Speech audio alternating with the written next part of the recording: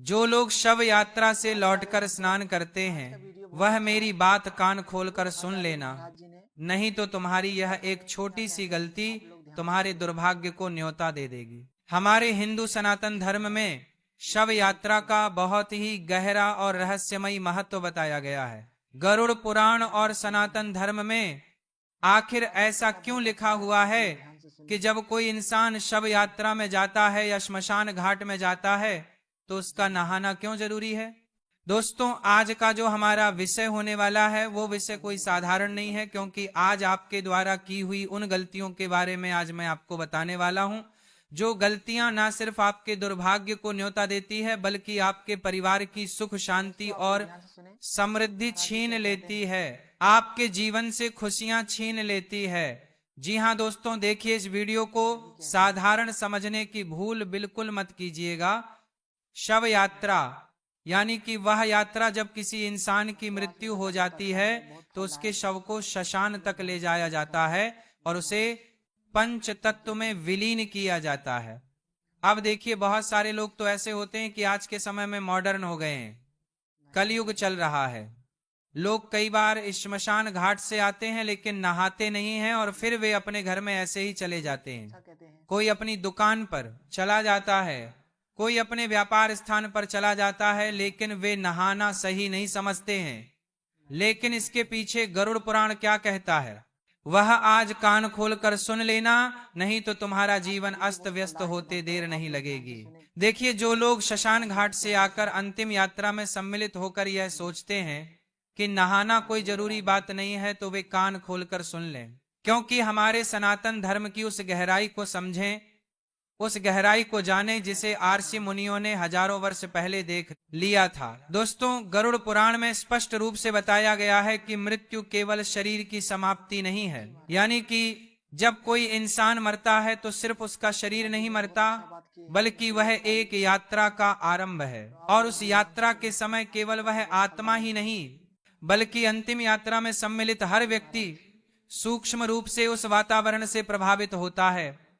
शमशान घाट दोस्तों हमारे शास्त्रों में अपवित्र जगह बताया गया है, लेकिन किस हद तक सही है यह भी आज हम गरुड़ पुराण के आधार पर जानेंगे। जी हाँ दोस्तों, देखिए, शमशान घाट वह स्थान है जहां पृथ्वी, अग्नि, वायु और आकाश चारों तत्व एक साथ सक्रिय अवस्था में होते हैं।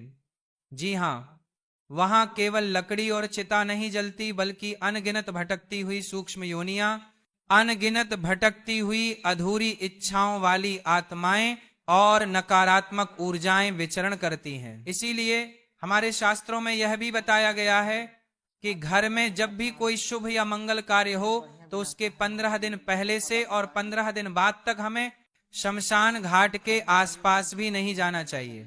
अब दोस्तों देखिए, गरुड़ पुराण के अनुसार जब किसी जीव का शरीर पंच तत्व में विलीन किया जाता है तो उसकी आत्मा अत्यंत भ्रमित अवस्था में होती है, यानी कि उसकी आत्मा भ्रमण करती है। वह अपने घर, अपने परिजनों और अपनी पहचान से जुड़ी होती है और उसी समय अंतिम यात्रा में गए लोग उसके सबसे निकट होते हैं, विशेषकर उन लोगों से जो उसके अपने हैं, जो उसके साथ दिन रात रहते थे।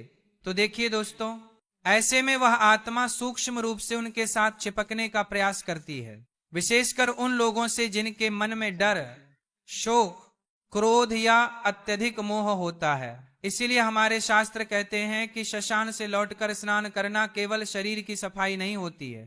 हम शमशान से लौटकर आते हैं तो हम स्नान कर लेते हैं, लेकिन देखिए, आप सोचते होंगे कि यह स्नान तो सिर्फ शरीर की सफाई के लिए है, शरीर की शुद्धि के लिए है।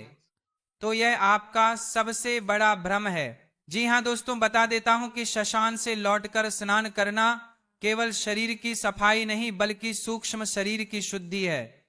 जल को सनातन धर्म में जीवन, शांति और शुद्धि का माध्यम माना गया है और गरुड़ पुराण बताता है कि जल में प्रवेश करते ही व्यक्ति के चारों ओर बनी नकारात्मक ऊर्जा की परत टूट जाती है।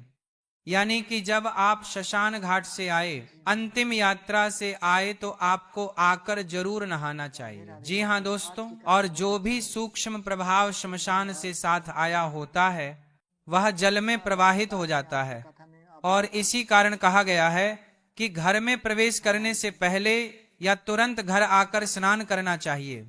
लेकिन आज के समय में देखिए, कुछ लोग तो ऐसे होते हैं कि घर के अंदर ही जाकर स्नान करने लगते हैं, जबकि हमारे शास्त्रों में बताया गया है कि जब भी हम अंतिम यात्रा या शमशान घाट से लौटकर घर आते हैं तो हमें घर के बाहर ही स्नान करना चाहिए, उसके बाद घर के अंदर प्रवेश करना चाहिए। देखिए, क्योंकि यदि कोई व्यक्ति बिना नहाए उसी अवस्था में घर में प्रवेश करता है तो वह उस शशान की ऊर्जा को अपने घर में भी ले आता है और वही ऊर्जा धीरे धीरे घर के वातावरण में घुल जाती है। और ऐसे घरों में फिर होता यह है कि वह इंसान दुर्भाग्य के द्वार खोल देता है, फिर बिना कारण झगड़े होते हैं, भयावह सपने आते हैं, बच्चों का रात में डर कर उठ जाना, अचानक कोई भयंकर बीमारी घर में किसी व्यक्ति के शरीर में पनपने लगती है, मन का भारी रहना शुरू हो जाता है और हमारा मन पूजा पाठ में बिल्कुल भी नहीं लगता है और बार बार नकारात्मक विचार आने शुरू हो जाते हैं। तो दोस्तों देखिए, कई सारे लोग आज के समय में ऐसा कर भी रहे हैं कि जब भी श्मशान घाट या अंतिम यात्रा से लौटते हैं तो आकर नहाते नहीं हैं और उसी अवस्था में अपने घर में प्रवेश कर लेते हैं या अपने कार्यस्थल पर चले जाते हैं। तो ध्यान रखिएगा कि आज से ही आप यह गलती करना बंद कर दें।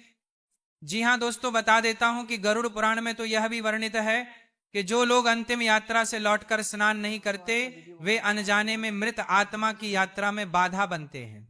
अब आपके मन में यह सवाल जरूर आ रहा होगा कि ऐसा कैसे हो सकता है, क्योंकि मरने वाला तो मर गया, मरने वाले के जीवन की यात्रा शुरू हो गई, लेकिन हमारा ना नहाना उसकी यात्रा में बाधा का कारण कैसे बन रहा है, तो वह भी मैं आपको बताता हूं। देखिए, वह आत्मा बार बार उन्हीं के पास मंडराती रहती है। उसे यह भ्रम होता है कि अभी भी उसका संबंध जीवित संसार से बना हुआ है। इससे आत्मा को यमलोक की यात्रा में कष्ट होता है और जीवित व्यक्ति को जीवन में अस्थिरता का सामना करना पड़ता है।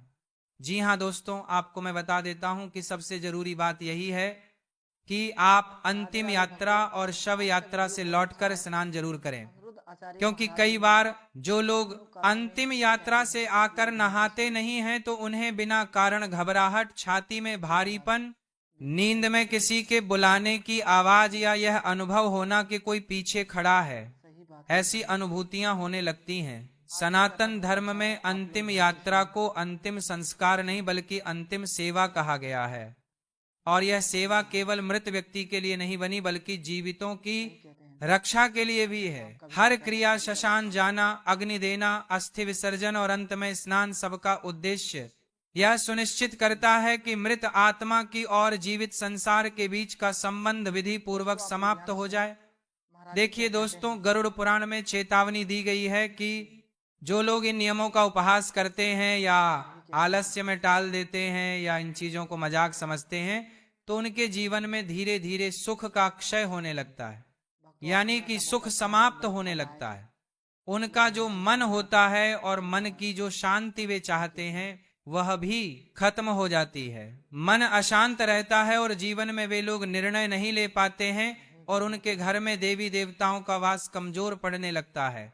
तो स्नान के बाद साफ कपड़े पहनना, घर में दीप जलाना और भगवान का स्मरण करना इसीलिए बताया गया है ताकि जो शून्य ऊर्जा शशान से आई थी उसकी जगह सकारात्मक और देवी ऊर्जा स्थापित हो सके।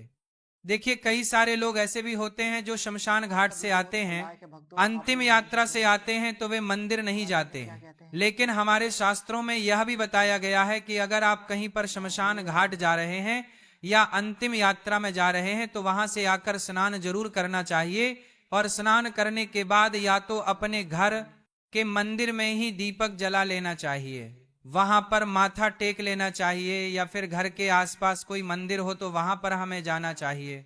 अब देखिए, ये कोई अंधविश्वास नहीं बल्कि पीढ़ियों का अनुभव है जिसे शास्त्रों में शब्द दिए गए। अंतिम यात्रा शब्द यात्राओं से अलग इसलिए है क्योंकि यह एक ऐसी यात्रा है जहां एक आत्मा संसार से विदा होती है और जो उसे विदा करने जाते हैं वे कुछ क्षणों के लिए मृत्यु के बहुत निकट होते हैं, इतने निकट की मृत्यु उन्हें आसानी से खींच भी सकती है। देखिए, मृत्यु का सानिध्य हल्का नहीं होता, वह व्यक्ति को भीतर तक हिला देता है और यदि उस प्रभाव को विधि पूर्वक धोया ना जाए तो वह जीवन में डर, भ्रम और अशांति बनकर रह जाता है। गरुड़ पुराण यही कहता है कि मृत्यु का सम्मान करो, उसके नियमों का पालन करो, क्योंकि जो मृत्यु को हल्के में लेता है वो जीवन को कभी स्थिर नहीं रख पाता। इसीलिए शशान से लौटकर स्नान करना केवल परंपरा नहीं बल्कि आत्मिक सुरक्षा का कवच है। जो व्यक्ति इसे अपनाता है वह अनजाने खतरों से बचा रहता है, और जो इसे नजरअंदाज करता है वह यह भी नहीं समझ पाता कि उसके जीवन में अचानक अंधेरा क्यों बढ़ने लगा। इसीलिए मेरी बात को आप कान खोलकर सुन लेना। यदि आपके जीवन में अगर कुछ भी अनहोनी होने लगे तो समझ जाइएगा कि आपके द्वारा की हुई छोटी छोटी गलतियों की वजह से ही वह अनहोनी हुई है। आज के समय में लोग अंतिम यात्रा में सम्मिलित तो हो जाते हैं, लेकिन कई बार लोग शशान घाट में जब विराजित होते हैं, जब वहां बैठते हैं तो लोग वहां बैठकर हंसते भी हैं, और वहां बैठकर हंसना बहुत गलत बताया गया है हमारे शास्त्रों में। दोस्तों, गरुड़ पुराण में बताया गया है कि जो लोग शशान घाट जाते हैं वे वहां क्यों जाते हैं? उस मृत शरीर को पंच तत्व में विलीन करने के लिए।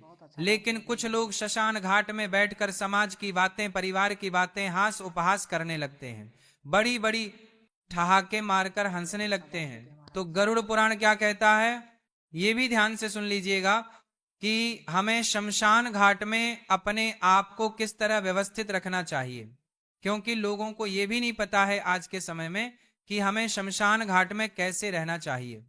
देखिए दोस्तों, बताया गया है कि शमशान घाट बिल्कुल साधारण और सामान्य स्थान नहीं है। वहां हंसी मजाक, ऊंची आवाज में बात करना, फोन पर हंसना या इधर उधर देखना पूरी तरह से वर्जित माना गया है। यह हमारा शास्त्र कहता है। कहा जाता है कि वहां मन जितना चंचल होता है उतनी ही जल्दी जो सूक्ष्म नकारात्मक ऊर्जा होती है वह हमारी तरफ आकर्षित होती है। इसलिए जब भी आप शशान घाट में जाइए, जब भी वहां बैठे तो सिर झुकाकर, कम बोलकर और गंभीर रहना चाहिए, क्योंकि वहां की जो शांति होती है दोस्तों, और वहां का जो ऊर्जात्मक वातावरण होता है उसका सम्मान हमें जरूर करना चाहिए। देखिए, शशान घाट में जब भी हम जाएं तो वहां पर एक चीज का ध्यान और रखें कि अनावश्यक चीजों को ना छुएं। शशान में पड़ी लकड़ी, राख, चिता की मिट्टी, हड्डियां या कोई भी वस्तु बिना कारण नहीं छूनी चाहिए, क्योंकि गरुड़ पुराण के अनुसार इन वस्तुओं में मृत आत्मा की सूक्ष्म छाप जुड़ी होती है, जो जीवित व्यक्ति के साथ घर तक आ सकती है। जब हम किसी इंसान की शव यात्रा में जाएं तो शव यात्रा के दौरान भी कुछ गलतियां हैं जो हमें नहीं करनी चाहिए। देखिए दोस्तों, जब हम किसी इंसान की शव यात्रा में जाते हैं तो कुछ लोग ऐसे होते हैं जो उनका नाम लेकर जोर जोर से रोते हैं। तो शास्त्रों में माना गया है कि शव यात्रा के समय अत्यधिक विलाप आत्मा को बांध देता है। शांत आंखों से श्रद्धा रखें और मन में प्रार्थना करें कि भगवान आत्मा को शांति दे। लेकिन कई लोग ऐसे होते हैं जो बार बार नाम लेकर अत्यंत विलाप करते हैं, तो उससे होता यह है कि वो आत्मा बंधन से मुक्त नहीं हो पाती और फिर उस आत्मा की आगे की यात्रा में बहुत सारी तकलीफों का सामना करना पड़ता है। और देखिए, शव यात्रा में जब हम जाते हैं तो आज के समय में ऐसा हो गया है कि लोग अत्यधिक मात्रा में आते हैं, लेकिन शव यात्रा की मर्यादा को नहीं समझते। शव यात्रा में लोग धक्का मुक्की करने लगते हैं, अर्थी को कंधा देने के लिए धक्का मुक्की करते हैं, जबकि धक्का मुक्की, जल्दबाजी या मजाक करते हुए चलना ठीक नहीं है। धीमी चाल, संयमित कदम और सिर झुकाकर चलना सबसे श्रेष्ठ माना गया है। देखिए, केवल वही लोग शव को छुए जिन्हें परिवार ने अनुमति दी हो। बिना कारण बार बार छूना या देखना यह भी गरुड़ पुराण में ठीक नहीं माना गया है, क्योंकि उस शरीर को छूने की अनुमति बहुत कम लोगों को दी जाती है और इसके पीछे शास्त्रों का गहरा उल्लेख मिलता है। देखिए, शव यात्रा में जब आप जाइए तो ध्यान रखिएगा कि कुछ भी खाना पीना नहीं है। शव यात्रा में लोग पान, सिगरेट, गुटखा, चाय आदि बड़े चाव से खाते पीते हुए चलते हैं, लेकिन इन सभी चीजों को हमारे शास्त्रों में वर्जित माना गया है, क्योंकि यह भोग का नहीं बल्कि त्याग का समय है। कम शब्दों में धीमी आवाज में सांत्वना दें। लंबे उपदेश या अपनी परेशानियां सुनाना ठीक नहीं है। परिवार के प्रति हमेशा संवेदना रखें और मन में डर नहीं बल्कि स्वीकार भाव रखें। देखिए, जब हम किसी इंसान की अंतिम यात्रा या शव यात्रा में जाते हैं तो हमारा मन डरने लगता है। ये सोचने लगता है कि कहीं ये घटना हमारे परिवार में ना हो जाए, कहीं ये घटना हमारे घर में ना हो जाए। तो मृत्यु से डरने की बजाय जीवन के सत्य को स्वीकार करें, क्योंकि डर व्यक्ति को अस्थिर करता है, जबकि स्वीकार शांति देता है। और यात्रा पूरी होने पर मन को हल्का रखें। अंतिम दर्शन के बाद मन में यही भाव रखें कि ईश्वर इस आत्मा को शांति दे और अपने चरणों में स्थान दे। जी हाँ दोस्तों, अब देखिए, मैंने आपको जो जानकारी बताई है वह जानकारी गरुड़ पुराण के आधार पर थी। तो अगर आपको मेरे द्वारा बताई गई जानकारी अच्छी लगी हो तो मेरी इस छोटी सी वीडियो को आप सभी लाइक अवश्य कर दीजिएगा।